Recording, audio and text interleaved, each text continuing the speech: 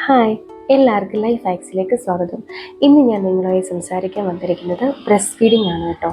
New moms face ചെയ്യുന്ന പ്രോബ്ലംസും ഒരു expert opinion ഒന്നും അല്ല, ഒരു രണ്ട് കുഞ്ഞുങ്ങളുണ്ടെന്നുള്ള രീതിയിൽ എൻ്റെ ഒരു എക്സ്പീരിയൻസ് ഷെയർ ചെയ്യാമെന്നുള്ളതാണ്. കാരണം എൻ്റെ ഫസ്റ്റ് ഡെലിവറി കഴിഞ്ഞിട്ട് എനിക്കിങ്ങനെ ബ്രസ്റ്റ് ഫീഡിങ്ങിനെ കുറിച്ച് കുറേ ഡൗട്ടുകളും കാര്യങ്ങളൊക്കെ ഉണ്ട്. ഫ്രണ്ട്സും കാര്യങ്ങളൊക്കെ ഉണ്ടെങ്കിൽ നമുക്ക് കൃത്യമായി അതൊന്ന് മനസ്സിലാക്കാനും അല്ലെങ്കിൽ ഒന്ന് ചോദിക്കാനും ഒന്നും ആരും ഇല്ലാത്തതുപോലെ തോന്നി. അപ്പോൾ എനിക്ക് തോന്നി നമ്മൾ നോർമലി ഉള്ളവരുടെ ഒരു എക്സ്പീരിയൻസ് കേൾക്കുവാണെങ്കിൽ നമുക്ക് കുറച്ചും കൂടെ ഒരു ആശ്വാസമായിരിക്കും. ശരിക്കും നമ്മൾ ബ്രസ്റ്റ് ഫീഡിങ്ങിനെ കുറിച്ച് കുറേ ടെക്നിക്സ് അല്ലെങ്കിൽ അതിൻ്റെ കുറേ വശങ്ങൾ ഒക്കെ മനസ്സിലാക്കുവാണെങ്കിലും നമുക്ക് ഒരാളുടെ എക്സ്പീരിയൻസ് കേൾക്കുമ്പോഴായിരിക്കും കുറച്ചും കൂടെ നമുക്കൊരു ആശ്വാസമാവുന്നത്. ശരിക്കും ഞാനൊരു നേഴ്സാണ്, അപ്പം അതിൻ്റെ കുറേ ടെക്നിക്സ് ഉണ്ട്, പൊസിഷൻസ് ഉണ്ട്, അതൊക്കെ നമുക്കറിയാം. ഈ ഇൻറ്റേൺഷിപ്പിന് പോകുമ്പോഴാണെങ്കിൽ കുഞ്ഞുങ്ങൾക്ക് നമ്മൾ ഫീഡ് ചെയ്ത് വെച്ച് കൊടുക്കേണ്ട പൊസിഷൻ കാണിച്ചു കൊടുക്കും, അല്ലെങ്കിൽ അത് ഏരിയോളൊക്കെ കറക്റ്റായിട്ട് എങ്ങനെ കുഞ്ഞുങ്ങളുടെ വായിലോട്ട് വെച്ച് കൊടുക്കണ്ടേ എന്നൊക്കെ നമ്മൾ പറഞ്ഞു കൊടുക്കും. പക്ഷേ എൻ്റെ ഒരു സ്വന്തം അറിവ് നമ്മുടെ ഒരു സിറ്റുവേഷൻ വരുമ്പോൾ അത് എങ്ങനെ ഹാൻഡിൽ ചെയ്യണമെന്ന് ശരിക്കും നമുക്ക് കാരണം നമ്മൾ എല്ലാ രീതിയിലും ഇമോഷണലി നമ്മളൊരു അമ്മയായി കഴിഞ്ഞു. അപ്പം നമ്മുടെ ഹോർമോൺസിൻ്റെ ഒക്കെ വ്യതിയാനം കാരണമായിരിക്കും നമുക്കത് എങ്ങനെ ആ ഒരു ഇമോഷൻസിനെ മറികടക്കേണ്ടതെന്ന് നമുക്കത് അറിയാൻ പറ്റാണ്ട് വരും. അപ്പം എനിക്ക് തോന്നി അപ്പം ഇത് എൻ്റെ എക്സ്പീരിയൻസും കൂടെ ഇവിടെ നിങ്ങൾക്ക് ഷെയർ ചെയ്ത് തരാമെന്ന്. ശരിക്കും അമ്മമാർക്ക് ആദ്യത്തെ ദിവസം പാല് അങ്ങനെ വരുവാണെങ്കിലും കുറേശ്ശെ വീണ് തുടങ്ങുകയുള്ളൂ. അപ്പം ശരിക്കും നമ്മൾ അമ്മമാർക്കെന്ന് പറയുമ്പോഴത്തേക്കും കുഞ്ഞ് വന്നു, അപ്പോൾ കുഞ്ഞിന് നേഴ്സുമാർ വന്നിട്ട് പറയും കുഞ്ഞിനെ ഫീഡ് ചെയ്യിപ്പിച്ചോളാൻ പറയും. അപ്പം നമുക്ക് എങ്ങനെയാണ് കുഞ്ഞിനെ എടുത്ത് പിടിക്കേണ്ടതെന്നറിയില്ല. ശരിക്കും നമ്മൾ മറ്റു കുഞ്ഞുങ്ങളെ നമ്മൾ എടുത്തിട്ടുണ്ടെങ്കിലും നമുക്ക് ഫീഡ് ചെയ്യിപ്പിക്കാൻ വേണ്ടി നമ്മളങ്ങനെ കുഞ്ഞുങ്ങളെ ഇരുത്തിയിട്ടില്ല. കുഞ്ഞായിരിക്കില്ലേ, ചിലപ്പോൾ നമ്മുടെ മടി വെച്ചാലും നമുക്ക് ബ്രസ്റ്റ് കുടിപ്പിക്കാൻ വേണ്ടിയിട്ടുള്ള ആ ഒരു ഹൈറ്റ് കറക്റ്റ് ആയിരിക്കില്ല. പിന്നെ നമുക്ക് ഡെലിവറിയുടെ കഴിഞ്ഞതിൽ സി സെക്ഷൻ ആണെങ്കിൽ അതിൻ്റെ വേദനയായിട്ട് നമ്മളിങ്ങനെ ഇരിക്കുമായിരിക്കും. അങ്ങനെ പല കൺഫ്യൂഷൻസായിട്ട് നമ്മൾ ബുദ്ധിമുട്ടിയിരിക്കുമായിരിക്കും.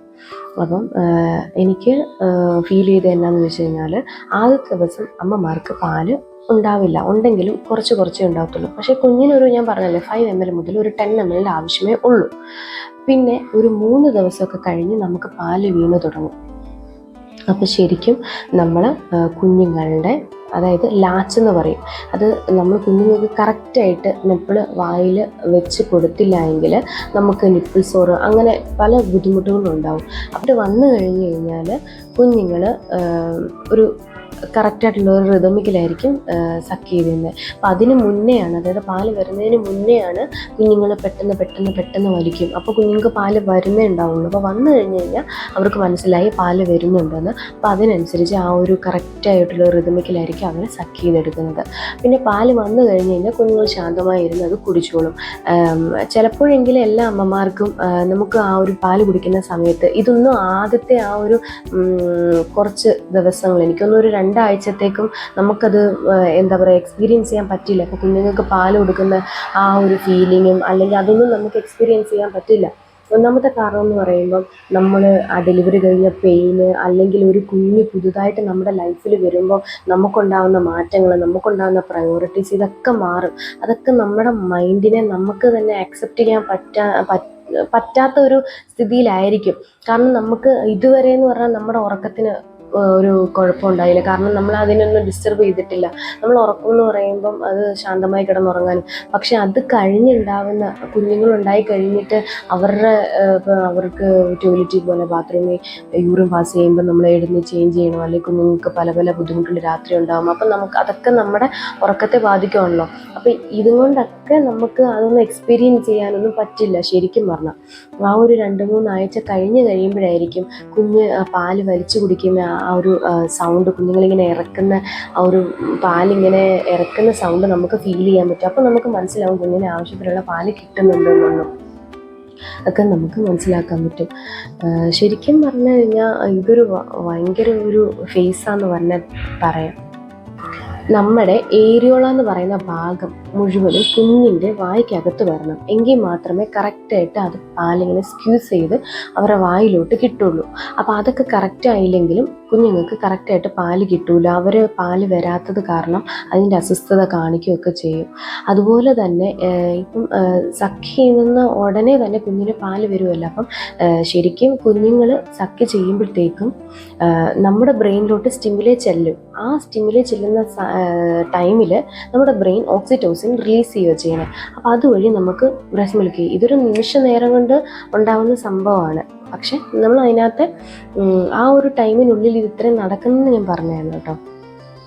ശരിക്കും കുഞ്ഞ് ജനിക്കുമ്പോൾ ഉള്ള വെയിറ്റിലും ഒരു ആദ്യത്തെ ദിവസം, അതായത് ഒരു 2-3 ഡേയ്സ് കൊണ്ട് തന്നെ ഒരു 20% എങ്കിലും വെയിറ്റ് കുഞ്ഞുങ്ങൾക്ക് കുറയും. അത് നോർമലാണ്. അത് കഴിഞ്ഞ് ഒരു 2 വീക്കെങ്കിലും കഴിഞ്ഞ് കുഞ്ഞുങ്ങൾ വെയിറ്റ് ഗെയിൻ ചെയ്യുന്നുണ്ടോ നമുക്ക് നോക്കാവുന്നതാണ്. അപ്പം 2 വീക്കെങ്കിലും കഴിഞ്ഞാണ് കുഞ്ഞുങ്ങൾക്ക് ശരിക്കും വെയിറ്റ് ഗെയിൻ ചെയ്ത് തുടങ്ങുന്നത്. പിന്നെ കുഞ്ഞുങ്ങൾക്ക് കറക്റ്റായിട്ട് പാല് കിട്ടുന്നുണ്ടോ എന്ന് നമുക്ക് മനസ്സിലാക്കാൻ പറ്റുന്ന 1-2 കാര്യങ്ങളൊക്കെ ഉണ്ട്. ഒന്നാണ് കുഞ്ഞുങ്ങൾക്ക് ഉറക്കം. ഒരു 2 to 3 hours എങ്കിലും കുഞ്ഞുങ്ങൾ കിടന്ന് ഉറങ്ങും. അപ്പം നമ്മൾ 2 hours ഇടവിട്ടാണ് കുഞ്ഞുങ്ങൾക്ക് നമ്മൾ ബ്രസ്റ്റ് മിൽക്ക് ഇടവിട്ട് കൊടുക്കേണ്ടത്. അതുപോലെ തന്നെ ഒരു മിനിമം ഒരു 6 ടൈമെങ്കിലും കൊച്ചുങ്ങൾ യൂറിൻ പാസ് ചെയ്യണമെന്നുണ്ട്. അതായത് ശരിക്കും 6 അല്ല, നന്നായിട്ട് പാല് കുടിക്കുന്ന കുഞ്ഞുങ്ങളൊക്കെ ആണെങ്കിൽ ഒരു 11-12 ടൈമെങ്കിലും യൂറിൻ പാസ് ചെയ്യും. കുറഞ്ഞത് 6 ടൈമെങ്കിലും യൂറിൻ പാസ് ചെയ്യണമെന്ന്. അങ്ങനെ ചെയ്തില്ല എന്നുണ്ടെങ്കിൽ, അതായത് 6 വട്ടം പോലും കുഞ്ഞ് യൂറിൻ ഒരു ദിവസം പാസ് ചെയ്യുന്നില്ല എന്നുണ്ടെങ്കിൽ നമുക്ക് പാല് കുറവാം. പക്ഷേ ഈ ഒരു കാരണങ്ങൾ കൊണ്ട് മാത്രം നമുക്ക് പറയാൻ പറ്റില്ല. അതായത് കുഞ്ഞ് നന്നായി ഉറങ്ങുന്നുണ്ടോ, കുഞ്ഞിന് വേറെ ഡിസ്കംഫോർട്ടായിട്ട് നമുക്കൊന്നും ഫീൽ ചെയ്യുന്നില്ല, പക്ഷേ കൊച്ച് 6 വട്ടം യൂറിൻ പാസ് ചെയ്യുന്നുള്ളൂ എന്നുള്ളത് കൊണ്ട് മാത്രം നമുക്ക് കുഞ്ഞിന് ആവശ്യത്തിനുള്ള പാല് കിട്ടുന്നില്ല എന്നില്ല. അതായത് ഇതുപോലെ 3-4 കാരണങ്ങൾ കാണും. അതുകൊണ്ട് മാത്രമേ നമുക്ക് പറയാൻ പറ്റുള്ളൂ കുഞ്ഞിന് ആവശ്യത്തിനുള്ള പാല് കിട്ടുന്നില്ല എന്നുള്ളത്. അപ്പം ഞാൻ പറഞ്ഞു വന്നത് 6 വട്ടമെങ്കിലും 6 നാപ്പിയെങ്കിലും ഒരു ദിവസം കുറഞ്ഞ് മാറ്റണം എന്നാണ് കറക്റ്റായിട്ടുള്ള ബ്രസ്റ്റ് ഫീഡ് കിട്ടുന്നതെന്നുള്ളതിൻ്റെ അർത്ഥം. കുഞ്ഞുങ്ങൾക്ക് പാല് കൊടുക്കുമ്പോൾ കറക്റ്റായിട്ട് പൊസിഷൻ നമ്മൾ കറക്റ്റായിട്ട് മെയിൻറ്റെയിൻ ചെയ്യുക എന്നുള്ളത് നമ്മൾ തന്നെ ശരിക്കും ഇനിഷ്യേറ്റീവ് എടുക്കേണ്ട കാര്യങ്ങളാണ്. അതായത് ഞാൻ നേരത്തെ പറഞ്ഞതുപോലെ തന്നെ ചാരിയിരിക്കുക, സപ്പോർട്ടിന് വേണമെങ്കിൽ പില്ലോ വെക്കുക. കുഞ്ഞുങ്ങൾക്ക് പാല് കൊടുക്കാൻ നമുക്കൊന്നെങ്കിൽ ഫീഡിങ് പില്ലോ വേണമെങ്കിൽ അതെടുക്കുക, അതല്ലെങ്കിൽ സാധാ പില്ലോ വേണമെങ്കിൽ അതും എടുക്കുക. അങ്ങനെ കുഞ്ഞുങ്ങളെ നമ്മുടെ കംഫർട്ടബിളിനനുസരിച്ച് മാറി മാറി പാല് കൊടുക്കാൻ നമ്മൾ കംഫർട്ടബിളായിട്ടിരിക്കുക. എനിക്ക് 1-2 ഫ്രണ്ട്സ് ഉണ്ട് ഇങ്ങനെ കറക്റ്റായിട്ട് അത് വെച്ച് കൊടുക്കാത്തത് കൊണ്ടായിരിക്കും, ലാച്ചിങ് കറക്റ്റ് ആവാത്തത് കൊണ്ടായിരിക്കാം അവരുടെ ബ്രസ്റ്റിൽ ബ്രസ്റ്റ് സോർ ഉണ്ടായി. ശരിക്കും പറഞ്ഞാൽ പാലുകൂടി അതോടൊപ്പം തന്നെ നിർത്തേണ്ടി വന്നിട്ടുണ്ട്. അപ്പം ആ കാര്യം ശ്രദ്ധിക്കണം. കറക്റ്റായിട്ട് കുഞ്ഞിന് വായിൽ അത് വെച്ച് കൊടുക്കുന്ന കാര്യത്തിൽ നമ്മൾ ശ്രദ്ധിക്കണം. എല്ലാവർക്കും അറിയുന്നത് പോലെ നമുക്ക് ആദ്യം വരുന്നത് എന്ന് പറയുന്നത് കൊളസ്ട്രം എന്ന് പറയും. അതൊരു യെല്ലോ കളർ മിൽക്കാണ്. ശരിക്കും അത് പറയുന്നത് കുഞ്ഞിൻ്റെ ആദ്യത്തെ വാക്സിൻ എന്നാണ് അതിന് പറയുന്നത്, കൊളസ്ട്രം. അപ്പം അത് കുഞ്ഞുങ്ങൾക്ക് ഏറ്റവും ഇമ്മ്യൂണിറ്റി ഉണ്ടാകുന്ന ഒരു സംഭവമാണ് കൊളസ്ട്രം.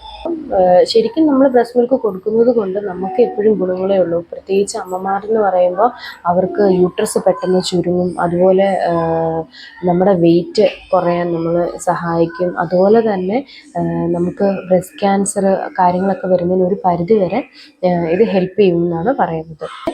കുഞ്ഞുങ്ങൾ എപ്പോഴും കരയുന്നത്, അതായത് കുഞ്ഞുങ്ങൾ എപ്പോഴും കരയുന്നത് പാലിന് തന്നെ വേണ്ടിയായിട്ടിരിക്കില്ല. ഇപ്പോൾ കുഞ്ഞുങ്ങൾ ഇത്രയും നാളും ഇരുന്നെടുത്തുനിന്ന് പുതിയ ഒരു അറ്റ്മോസ്ഫിയറിലോട്ട് വന്നു. അവർക്കപ്പോൾ അതുമായിട്ട് കോപ്പപ്പ് ചെയ്യാനെ കൊണ്ടുള്ള ബുദ്ധിമുട്ട് കാണും. പിന്നെ ഗ്യാസ് ഉണ്ടാവും, ചിലപ്പോൾ എന്തെങ്കിലുമൊക്കെ ബുദ്ധിമുട്ടുണ്ടാകും. പക്ഷെ അതെല്ലാം കരയുന്നത് പാലിനാണെന്ന് വിചാരിച്ച് നമ്മൾ കുഞ്ഞ് കരയുമ്പോഴെല്ലാം എടുത്ത് വെച്ച് പാല് കൊടുക്കരുത്.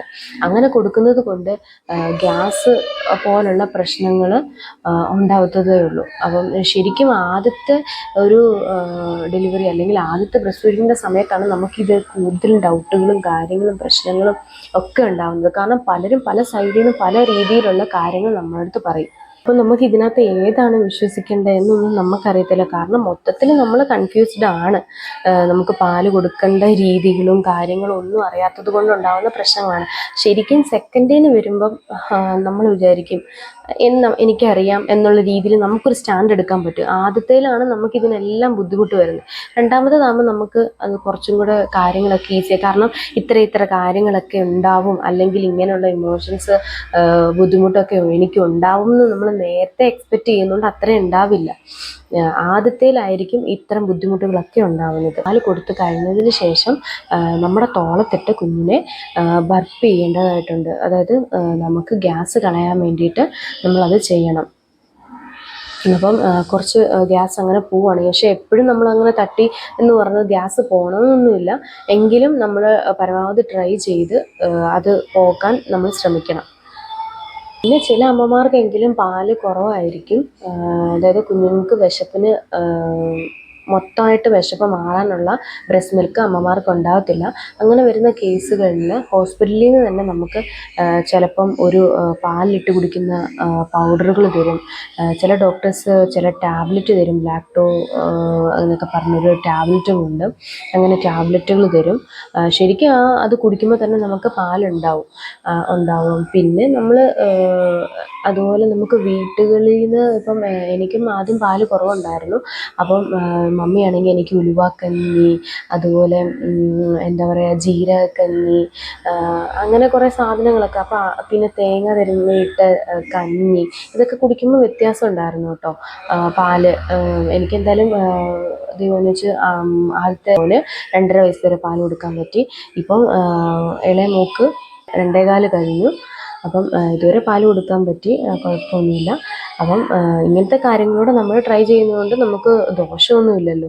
അപ്പം ചെറുപയർ കഴിക്കുക, അങ്ങനത്തെ കാര്യങ്ങളൊക്കെ കഴിക്കുന്നതുകൊണ്ട് നമുക്ക് പാൽ എന്തായാലും ഉണ്ടാവും, നമുക്ക് ഫീൽ ചെയ്യാൻ പറ്റും. ചില സമയമെങ്കിലും നമ്മൾ പ്രത്യേകം ചില ഫുഡുകൾ കഴിക്കുമ്പോഴത്തേക്ക് എനിക്ക് ഫീൽ ചെയ്യുമായിരുന്നു കേട്ടോ.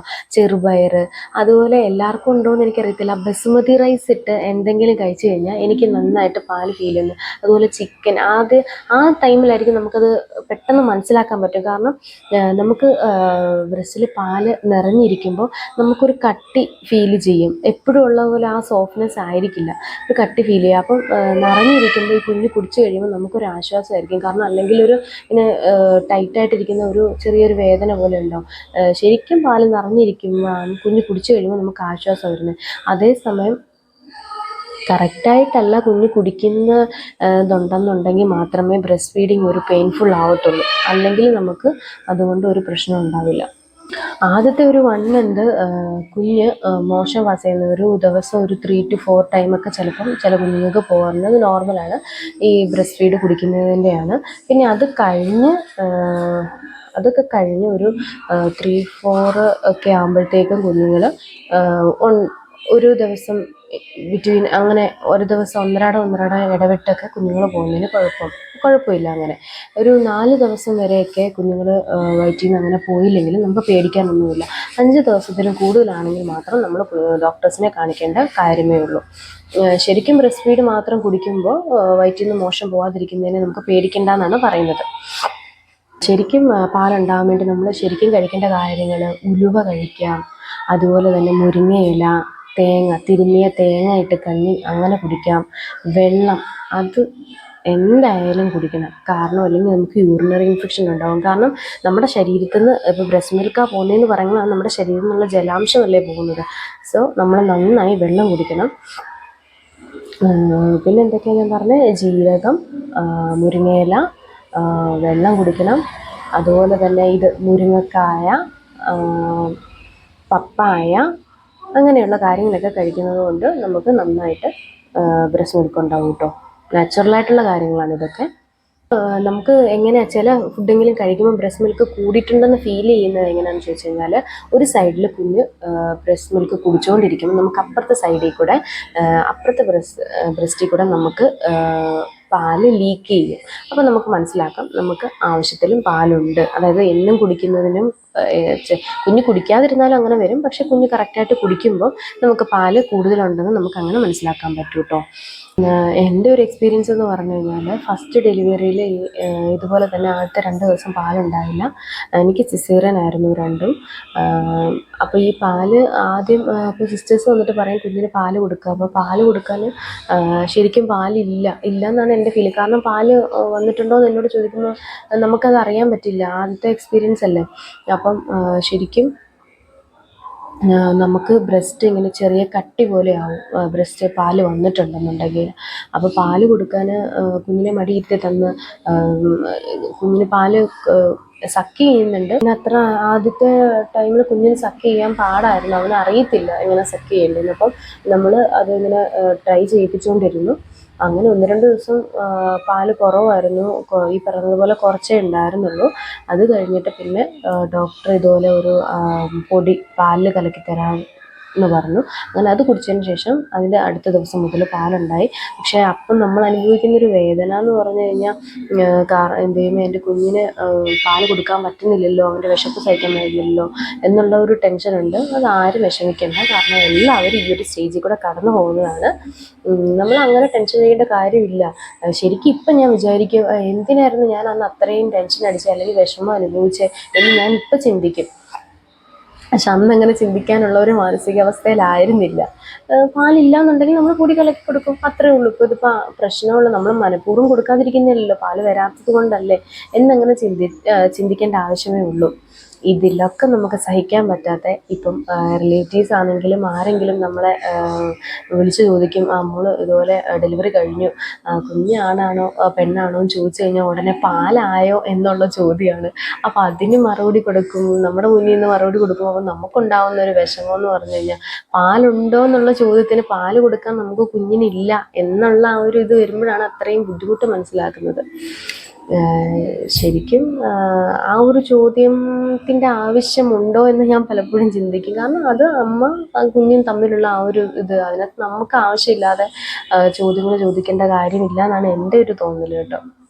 ചില ഡോക്ടേഴ്സെങ്കിലും പറഞ്ഞിട്ടുണ്ട് ടെൻഷൻ അടിക്കാതിരിക്കുക, അതായത് കൂളായിട്ടിരിക്കുക. നമ്മൾ എങ്ങനെ വന്നാലും കുഞ്ഞിന് ആവശ്യം എന്തായാലും നമ്മൾ വയറ് നിറയ്ക്കും.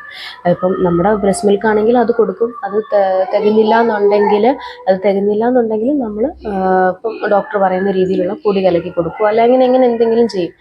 നമ്മൾ ടെൻഷൻ അടിച്ചു കഴിഞ്ഞാൽ നമുക്കുള്ള വായൂടെ കുറയും എന്നാണ് ഡോക്ടേഴ്സ് പറയുന്നത്. അപ്പോൾ ടെൻഷൻ അടിക്കാതെ കൂളായിട്ട് സന്തോഷമായിട്ടിരിക്കുക.